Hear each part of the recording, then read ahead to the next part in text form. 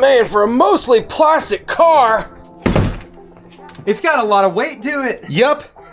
We do have a lot of plans for this video. Quick 3S test, Dirt, gravel, grass, big jumps and flips. a bunch of which are on concrete for extra durability testing. And of course, after we drive it, there are a few disappointments we're gonna go over. But tons of good stuff too. These 1/10 scale 4S models that Arma came out with are a bit oversized. 10th scale, 10th scale, 10th scale, 10th scale.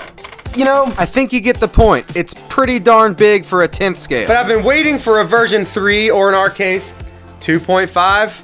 Seems to be what everyone's calling it. For them to beef up the chassis, Which supposedly they've done because that seemed to be a weak point. And then, bonus, they added a center differential. You get the standard SLT3 transmitter, instructions, a technical pack, shows some of your basic maintenance procedures and exploded parts diagram. couple tools, Spring spacers, and they even give you batteries for the transmitter.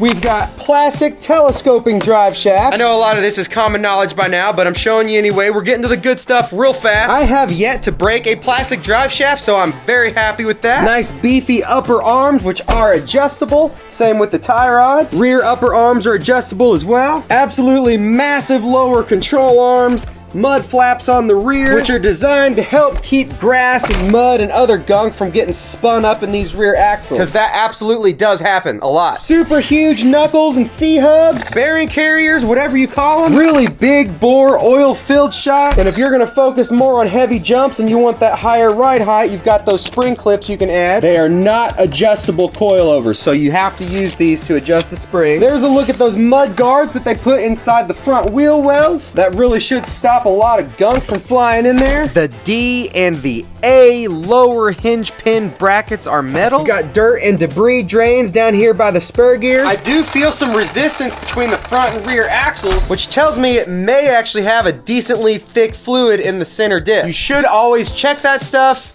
before you drive it, but I'm not going to. All right, let's move indoors here. This has extra tall shock towers to allow for those bigger shocks with a whole lot of Suspension travel. Whoa, this thing looks like it's gonna be popping some big wheelies. They added a mesh adjustment plug for this new power module, so you can adjust the gear mesh without having to pull the whole thing apart. A fan on the ESC and the motor. All right, so it's time for a quick 3S test, 4S right after that, and then I imagine we're probably gonna have quite a bit to talk about.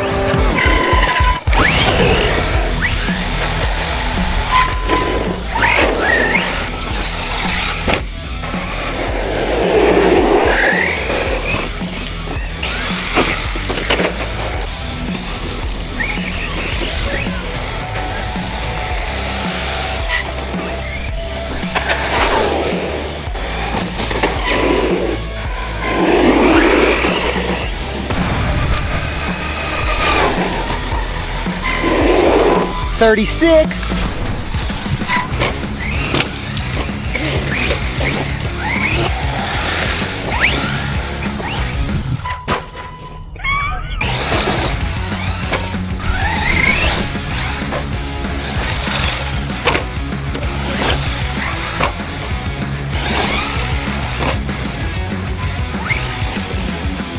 Oh yeah, that was awesome. Now it's time for 4S.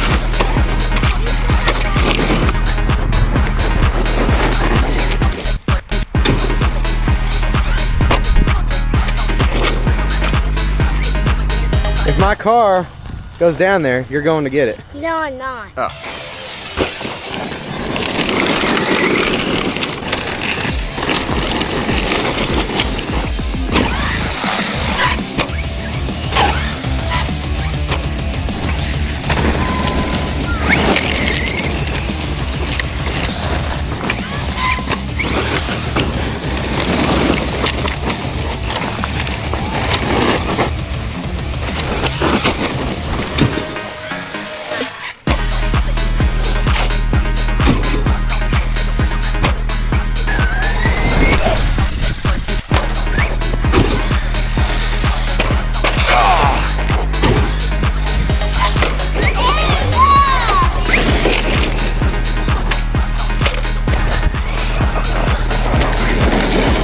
Good thing it's got mud guards.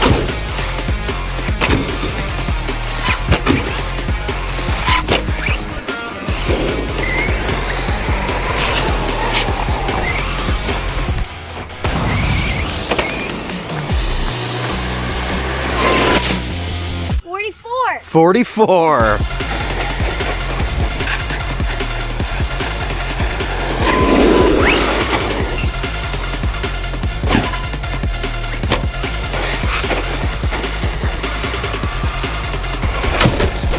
Ah, lost power. Battery's done. Why did you do that? That's all right. We've got more. What is it? A beast. All right.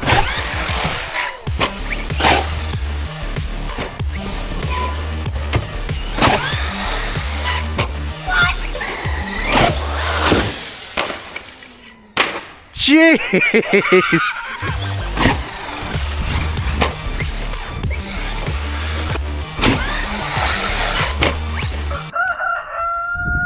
Hey, If you don't have anything nice to say, don't say it at all.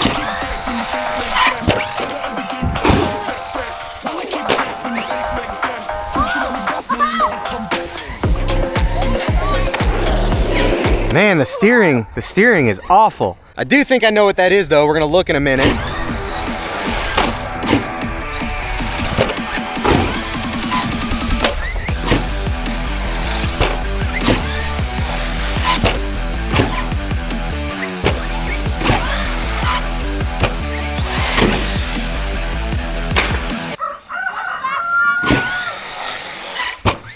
Doubles all day.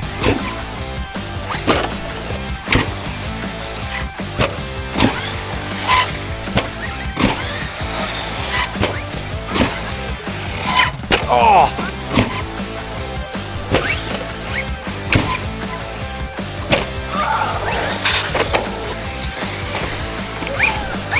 Whoa.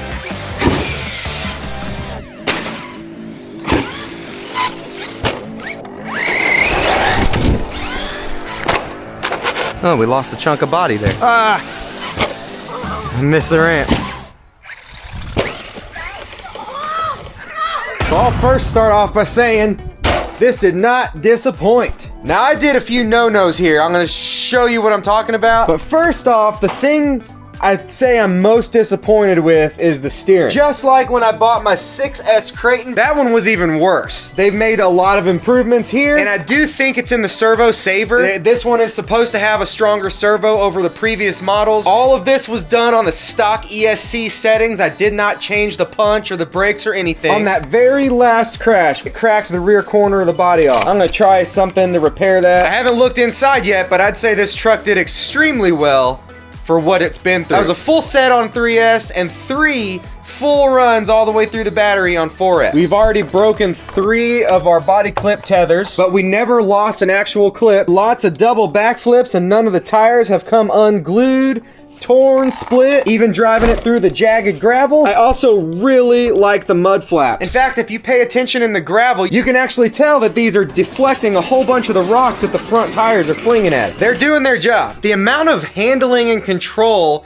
that a center differential gives you over a slipper clutch is insurmountable. It just helps so much, and not only that, It increases durability because it takes extra load off of the drivetrain. it's just an amazing component that every RC car should have. We are probably going to thicken the center diff fluid, probably something like a 1 million weight. For now, I'm pretty happy with the shock fluid. Oh, and I know people are gonna be curious about the chassis. Because there were reports of broken chassis even on good landings. Maybe they were previously cracked, I don't know. But we had a lot of good landings and quite a few bad ones. And I see absolutely nothing from down here. I've also heard reports of the steering being more biased in one direction. I didn't really feel that. At slow speeds, it has the same turning radius left or right. At high speeds, it's hard to turn tight because of that saver, probably. Hey, we got a rock stuck in there.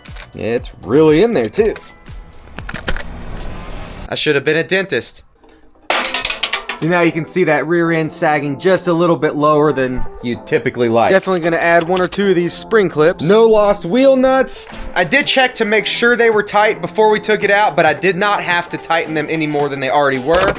All right, here's one of the no-nos. These batteries that I used have Dean's connectors and only have a 65C rating. I'm pretty sure it's supposed to have more than that, And I did feel a little bit of battery cutoff here and there. Horrible decision on my part. This is our first 4S vehicle, and I forgot that our 2S batteries probably weren't up to snuff. Oh yeah, and we did break one battery strap, so these probably aren't gonna stay in here very long. And these new designs, they're kind of annoying. The old style is much easier, but I do like how it holds the cables in place. Just gonna find something different for that. We're gonna look at the servo saver here. I do wish they maybe would have moved the power switch over here just a little bit, because it is difficult to reach with the body on. So I'm holding the tire still. You can hear the servo spinning, but not moving the arm very far. Works fine when not under a big, whoops. Works fine when there's not a big load on the wheels. And I don't know what's out there. I don't know if these are adjustable or if you have to go with an aftermarket servo saver, but that's the absolute first thing I'm gonna do. Oh, we talked about the rear mud flaps. These things did good too. There's really not that much in there. Most of it's just under the batteries. Oh, I'm gonna show you a cool little cleaning gadget I got to help get rid of some of that debris here in just a second. I don't know what this thing's rated at for speed. We got 44 miles an hour with the low C rated batteries. So I feel like we should be able to get a little bit more with a better suited battery. Excellent flipping abilities in the air, double backflips, no problem. With a ramp that's only 45 degrees, you get something that's really made more for stunts. Easily getting triples and quadruples. The ESC is rated at 120 amps. We did not have any excessive temperatures. Both fans still work flawlessly. No weird sounds coming out of them. And usually we end up with a broken fan. Yeah. Oh, we also use these really awesome body mount hole protectors. They're thick and grippy, and I just like to use those to help give the body a fighting chance, because around the post holes is definitely a stress point. You can also get them in clear if you'd like to put them on the outside. And I'm going to give away one set of each. Just leave a comment down below that says dragons are awesome, but of course I'm going to link them in the description.